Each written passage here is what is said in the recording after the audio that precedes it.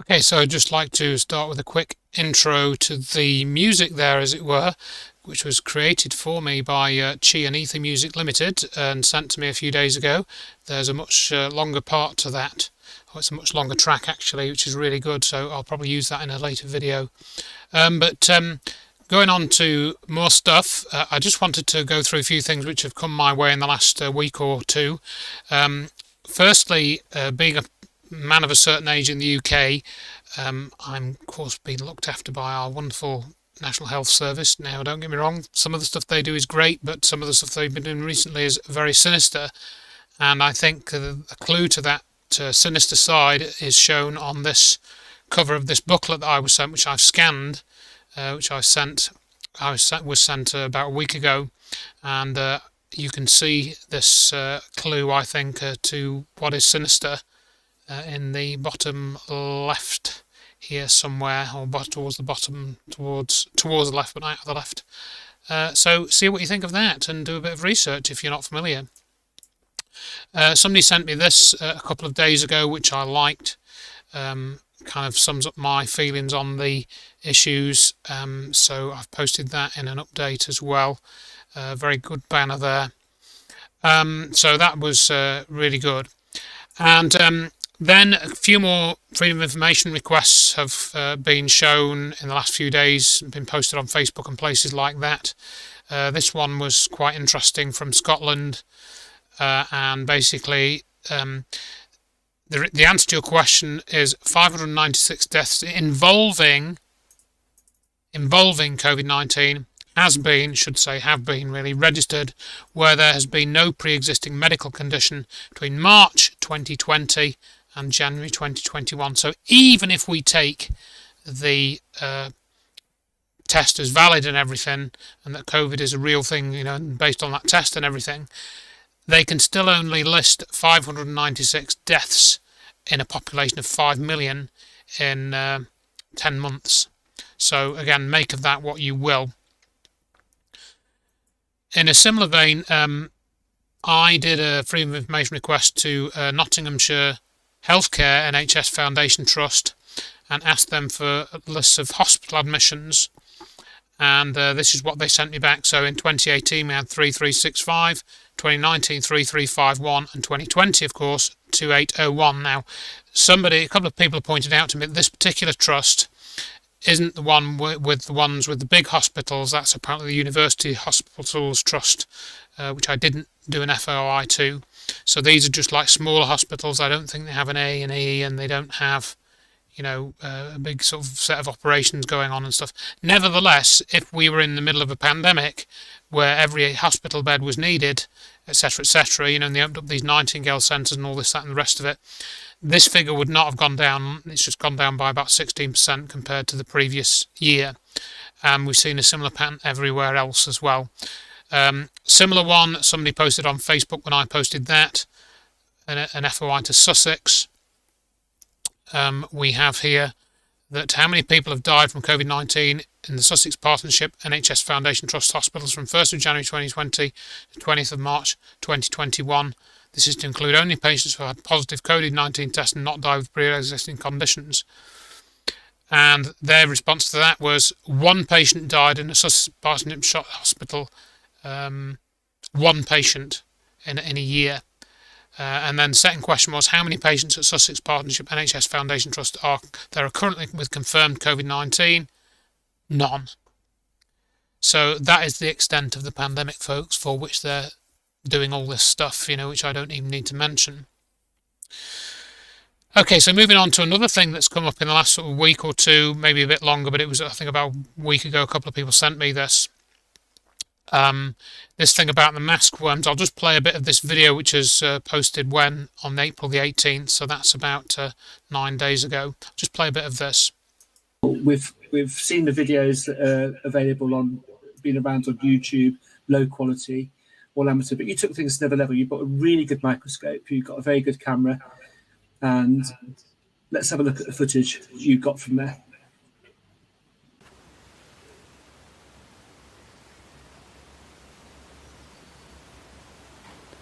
I don't know how clear this is through the camera, but this is moving.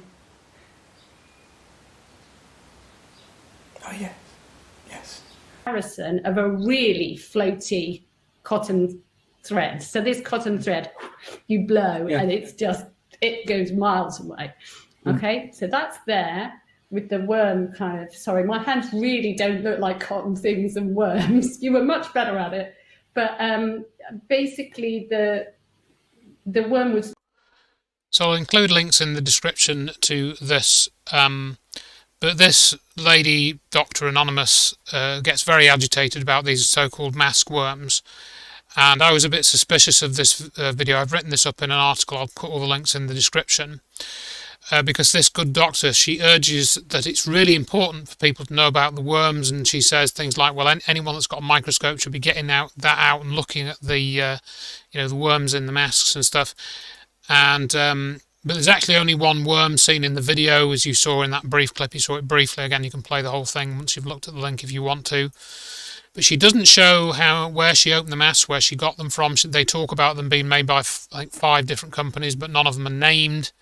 They are briefly referred to as nanoworms, but of course those wouldn't be visible with an optical microscope, and that's what they're showing in the video there.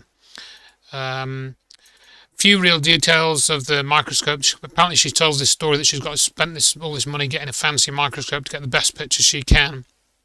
But actually, when you look at that story doesn't seem to stand up. And he talks about them being flatworms, but these, again, need a moist environment. I don't think they'd survive packed in a mask for weeks and months. They would just, they wouldn't revive themselves. So anyway, I found this other video. In fact, I think somebody sent me this one as well. And this sort of goes through this. And this guy... And those strange moving fibers that you see... Well, he kind of has a much better image of these fibres as well, and you can see he actually tests this, and they seem to move, and it is actually breath, even though it looks like an organic movement. You can actually see from the shape of these that they are actually fibres, and he proves this if you go through the video. So I think this masks video is just disinformation, meant to sort of scare people who are wearing masks, and people like us who say don't wear a mask will add on a bit to that and say don't wear a mask because they're full of worms, and they're actually not. These are not worms, they're just fibres. And this is, what the other thing that's not in this video with the good lady doctor is that they don't say, well, masks don't do anything anyway. They don't quote any of the mask studies, to my knowledge, that you shouldn't even be wearing a mask anyway. There's no need. We've covered all of that before here and elsewhere. So this is just, I think, disinformation, and I think this woman is probably an actor. So if that's true, and she is an actor, I don't have any proof of that, but listening to her voice and the emphasis that she puts on things, this means, again, that this is another psyop. They're putting these things out there to make people scared, to distract from the truth, and make people look idiotic. And somebody's put money into this, and of course this video here I don't think talks about the fake pandemic. Yes, it's a very good video and a good exposition of the mask problems in terms of what these fibres are and aren't, or worms or whatever you want to call them. But again, I don't think he says you shouldn't be wearing a mask. It's dangerous to wear a mask for longer periods. And also we had large crowds gathering in London at the weekend on the 25th, I think, 24th, 25th of April. Some were saying there was nearly 1 million people there, which is a good sign that a few more people are really understanding that this is not what they claim it is. Still not enough. I still think we need to see that some of the mainstream media outlets need to be shut down first or taken over before we're going to see any real difference.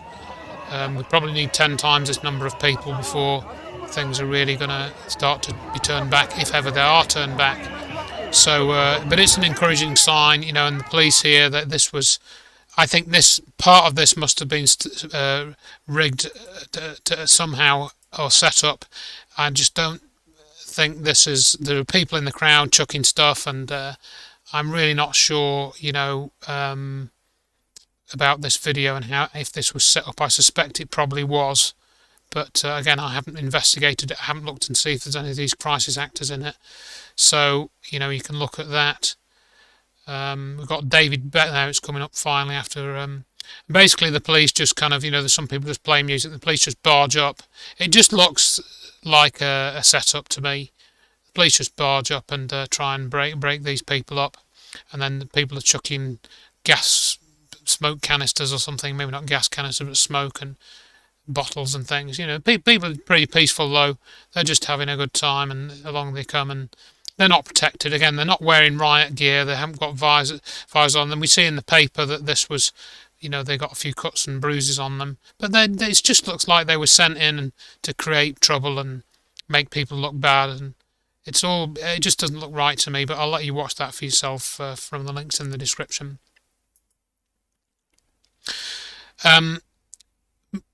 The horror, well, I don't like to use the word horror, but it almost is horrific what seems to be happening with this vaccine. Lots of people seem to be, dying basically, and I've had several people write to me saying that people have been ill.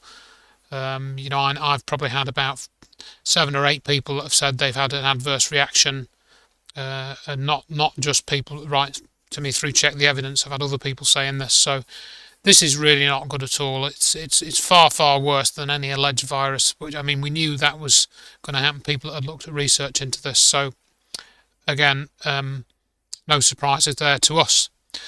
Now, another little story which came to me yesterday was, sadly, that this judge from the Weimar district of Germany, who basically said this coronavirus is all nonsense, you don't need any masks, you don't need any social distancing, so we're going to stop those measures in my region, the Weimar sort of region, or county, or whatever correct classification of the region is.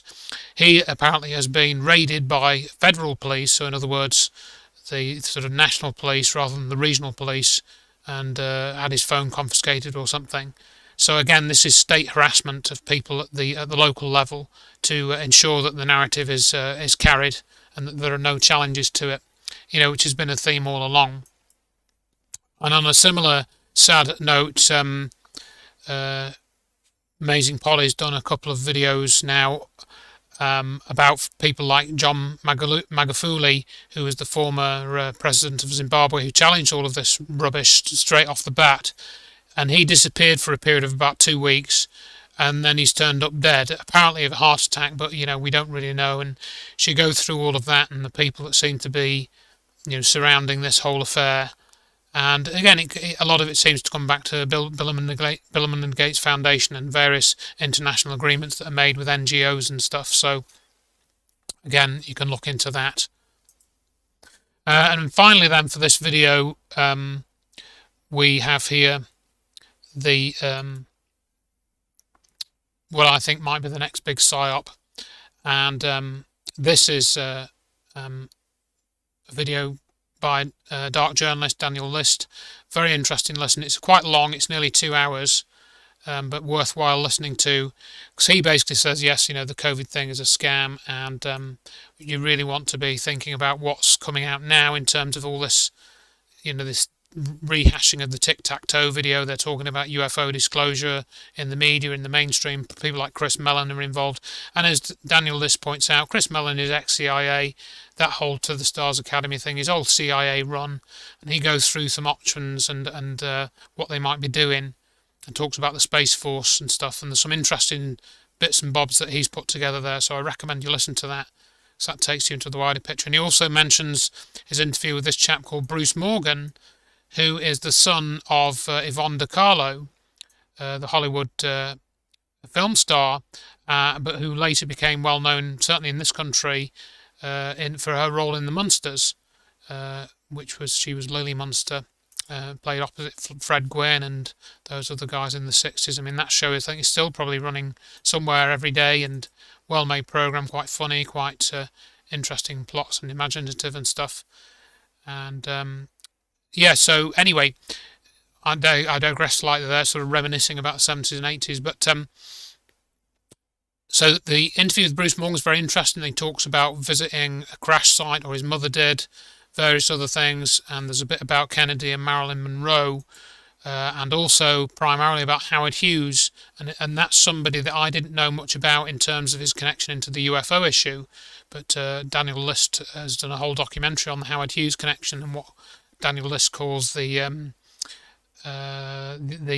UFO file and the X-Protect, as he calls it, the X technology. I forget the exact phrase that he uses, but very interesting stuff. And he even mentions Dr. Judy Wood as well, although he doesn't. Sometimes he glosses over some of the details and he doesn't mention Science Applications International Corporation. But it's a very interesting couple of videos there that I've linked in that post. So, or you can go and subscribe to his channel, of course.